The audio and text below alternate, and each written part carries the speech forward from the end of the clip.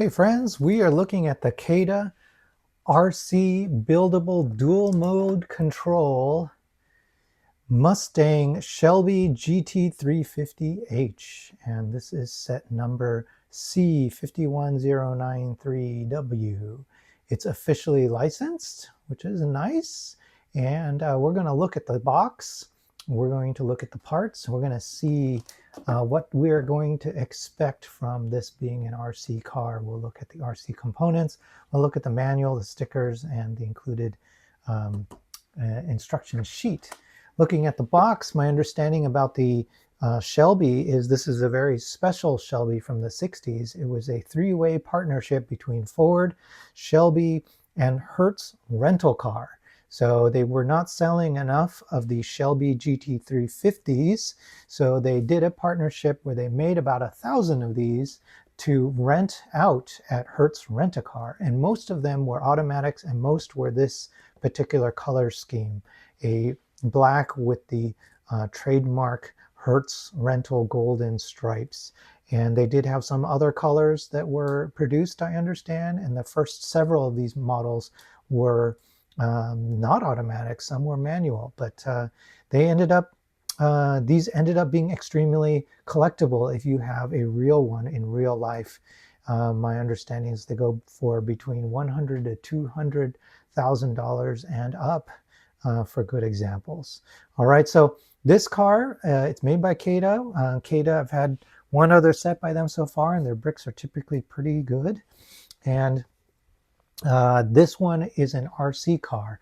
So it has a physical controller, or you can connect it with their app. So it must have Bluetooth control as well. They give you a couple screens from what that Bluetooth app or the app looks like.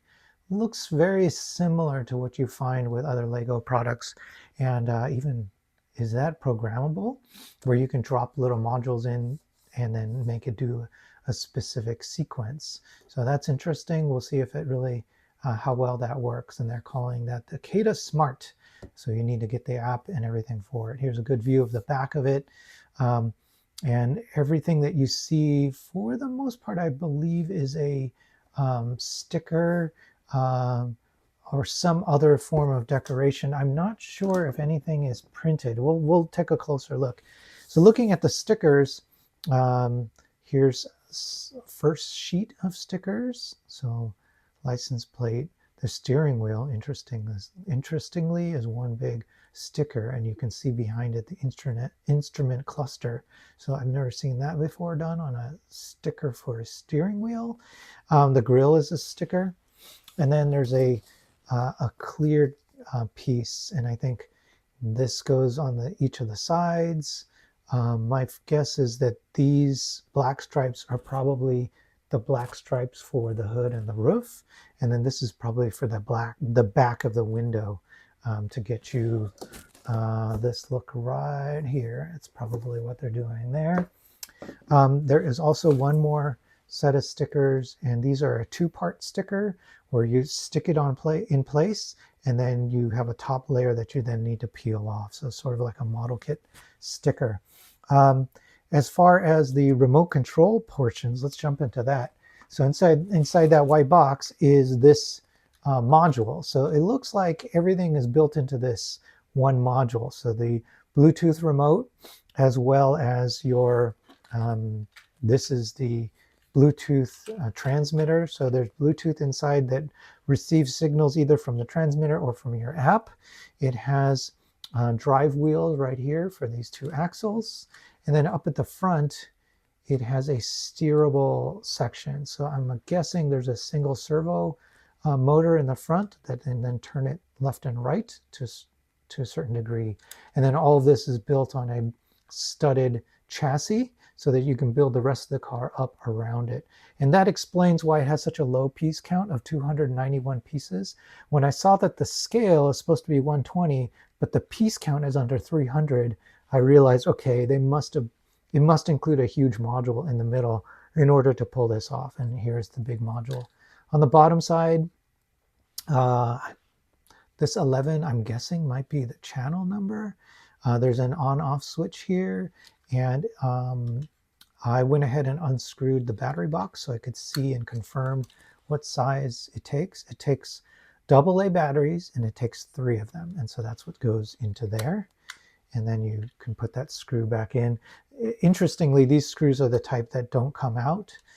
So once you unscrew it, it sort of stays hanging there so you don't lose it. It also has a trim adjustment. So this front here, if your car is like tending to pull one way or the other, you can just kind of push this a couple notches one way or the other, and it will help the, I guess you call it the steering bias, and it'll help it steer straight if you need that help. So I'm glad it comes with that. That's helpful. And then looking at the remote, it's nice, just a normal kind of remote, nice colors, very clicky on the left, right, up, down as one power button. And it includes some instructions on how you pair between this and the receiver. I went ahead and opened up the box on this too, and what's inside is spots for AAA batteries, and 2 of those AAA batteries can go in here, and that's what you're going to expect to need to do. So the reason I don't think this is Bluetooth is because it says 2.4 gigahertz, so this must be a radio signal. So inside the receiving box, it must receive radio as well as Bluetooth. Looking at the parts, here's the tires, so you can kind of get a sense for how big this model will be. And so we'll see how well that works out. I notice these are directional tires. That's interesting. Normally they don't do directional tires on these kind of kits. The parts are Lego compatible. Big old wheels, wheel covers. They may be even bigger than the actual tires, and that might give you a low profile effect. So these are colors and part shapes that are pretty familiar. It should be familiar to people who have built Lego before. I don't see anything unusual in here. These all look pretty common. And basically you're looking at lots of black and lots of this kind of light or orangish yellow. I think they call it flame yellow. So great color choice for that. There's a special windshield piece. It's printed to give you that kind of thin frame look that the Mustang had. And it comes with this instruction sheet that's specific to the remote control portion of it. So it tells you a little bit about it, how it works. Interestingly, it doesn't mention the trim. So it doesn't tell you how to adjust the trim. It just tells you about the batteries. And then on the back here, a little bit more about pairing it. The English is so-so. It has some grammar, punctuation issues in here.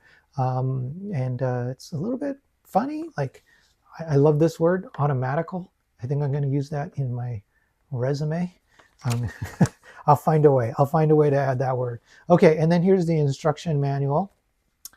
And right off the bat, gives you a little bit of tips. It tells you that some of these stickers use this 2-step process. And it tells you it's these stickers that use that 2-step process. And they jump in by having you work on that control box immediately. And you just build from there, and you build up and out. There's probably a lot of snot building going on, and you pretty quickly have built out that entire front section. At less than 300 pieces, this should come together pretty fast, I would guess, for most people. And if you are a fan of Speed Champions, I think you'll like this build. Speed Champions, the scale is all over the place, so I'm not sure how this one compares. It may be a little bit bigger than the normal Speed Champions. Oh, it's interesting that they use 3 of these pieces, and they're clear, so that might be a unique piece that's unique to this set. All right, and then the tires and the wheels coming together. Oh, and it mentions that they're directional. It actually tells you they need to be pointed a certain way. So that's fun. I guess the person who made this was a car enthusiast and actually thought about that. So thank you for doing that. And then even more information about the stickers and where they go. As I was reading up about this car, I found out that the hubcaps actually have Hertz logos on them as well. So they went all out on making this car special for people that might want to drive it, rent it, buy it. All right, there you go. And then there's a bunch in this series, by the way. I want to say there's 5 more cars in this series, everything from older cars to more modern cars. There was an R8, Audi R8 in there too. So you can get a wide mix of cars. That Audi was probably the runner-up. Oh, and there was a Porsche. I would have got the yellow Porsche too if I could have. But yeah, we'll start with this one. We'll build it. We'll review it. And hit like if you like this video. If you could subscribe, that would mean a lot to me. It helps me keep doing these videos. And once I build it and drop the review, you'll be one of the first people to see the review. All right, thanks so much.